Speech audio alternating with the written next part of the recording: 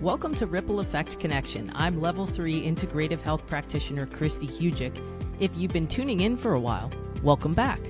If you're new here, this is a podcast I created because throughout my own growth and personal journey, I've been fortunate to learn from some incredibly generous and skilled individuals who openly shared their invaluable wisdom with me. So my goal is to link you to the message and the messenger. We are in the final episode of Season 2, and I am just beyond thrilled with how many people have reached out to say Episode X really made a difference for me, or I passed along Episode Y to my daughter or friend. That is truly the ripple effect and what I intended when I created the podcast. On today's episode, we're diving into something near and dear to my heart, coffee.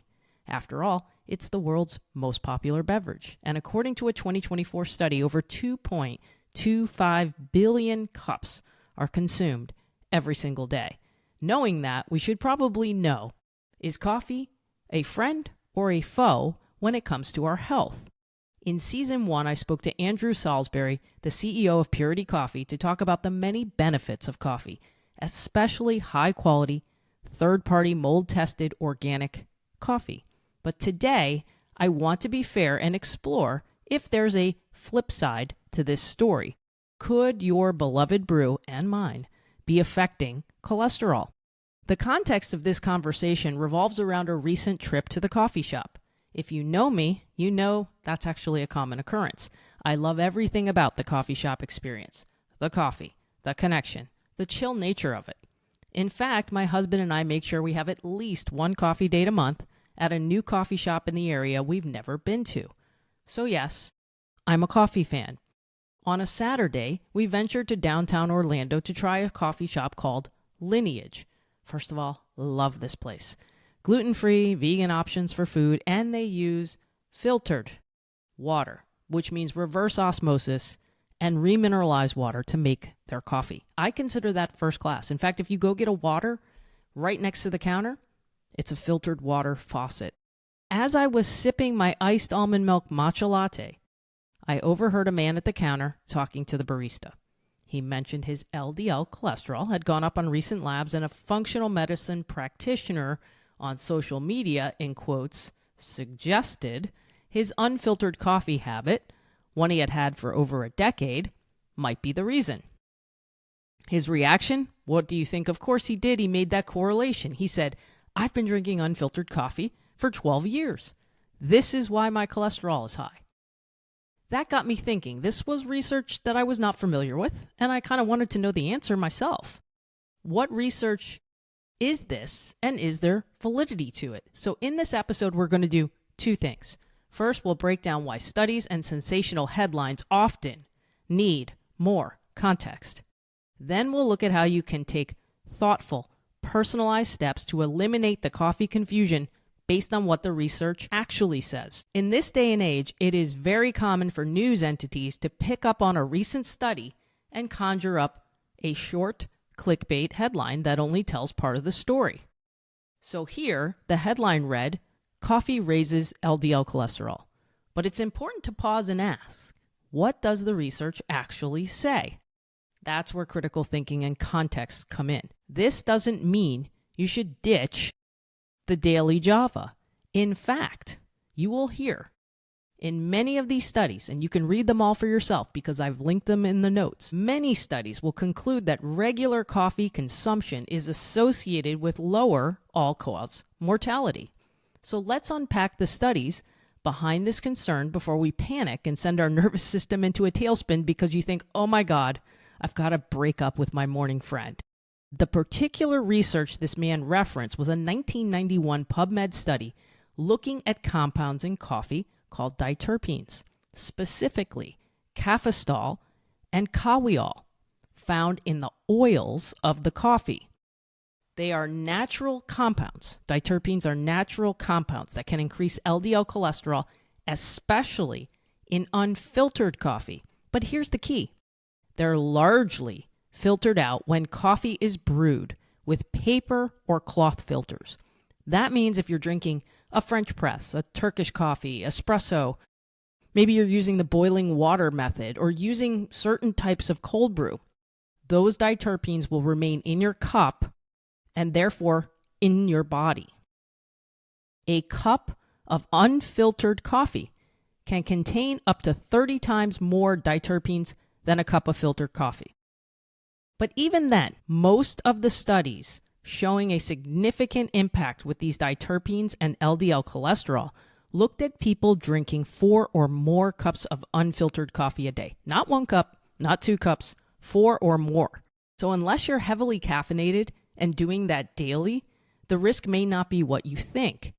And if you're drinking 4 or more cups of coffee a day, we need to have a talk and dig into the whys around that. Interestingly, if you continue to dive deeper into diterpenes, some studies even show that these have anti-inflammatory, anti-diabetic, and anti-cancer properties. So the cafestol and the kawiol, they can do good things too. So like most things in nutrition, it's not black or white.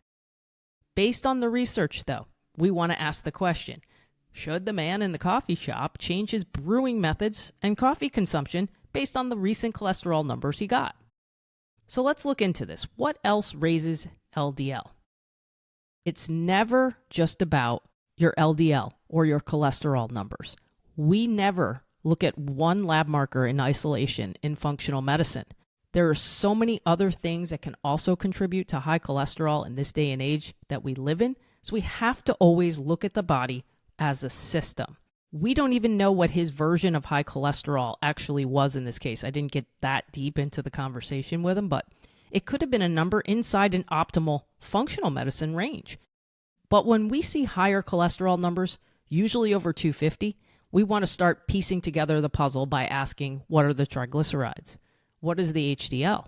What's the makeup of the cholesterol, meaning particle size and pattern size, which is something I venture to guess that his doctor or maybe your doctor has never really discussed with you to assess a true risk for cardiac events. The next question would be, how's the liver function? Or your thyroid? The liver, short description of what the liver does, the liver converts cholesterol into bile acids, which are then secreted into the bile and then expelled from the body. So that could be a reason for higher cholesterol. Thyroid hormones also affect the processing of cholesterol in the body because that affects the liver connection, and the list goes on. So LDL can be elevated for many reasons: stress, inflammation, poor detoxification, low thyroid function, or impaired bile flow. It's also important to remember that inflammation is frequently at the root of chronic disease, not high cholesterol. So before blaming the coffee, we would want to ask a few questions. What kind of coffee are you drinking? What filtering method are you using? How many cups are you drinking a day? What water are you using to brew it with?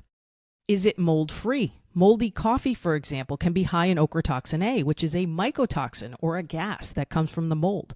That would promote inflammation and could be a bigger driver of systemic issues than the diterpenes themselves. And most importantly, maybe, what's your overall diet look like? In short, we tend to quickly demonize cholesterol, and it's actually something the body needs. There's way more to it.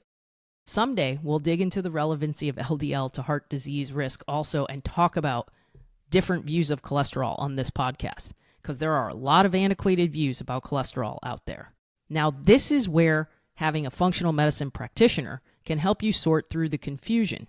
How does this affect my body? What is happening in my body? This is something I help clients with all the time. Sometimes it's just educating about getting the proper labs to order, and at the end of the day, the answer to the most important question: how do my coffee habits affect me? So let's bring this into the present day with a larger, more recent study that maybe adds some more valuable context to help you decipher next steps. So I'm talking about more recent. We're talking about a study from April of 2020 from the European Journal of Preventive Cardiology.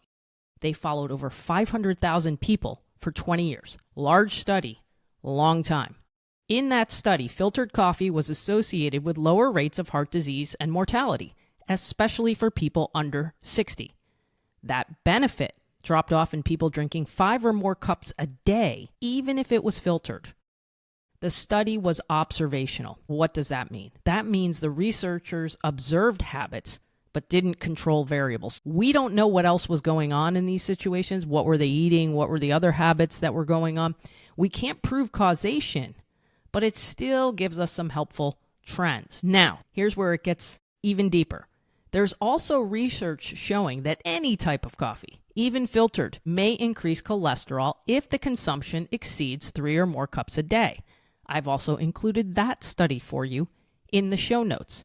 So, okay, what do we do with all this information? What are the takeaways from this and the action steps that I should take?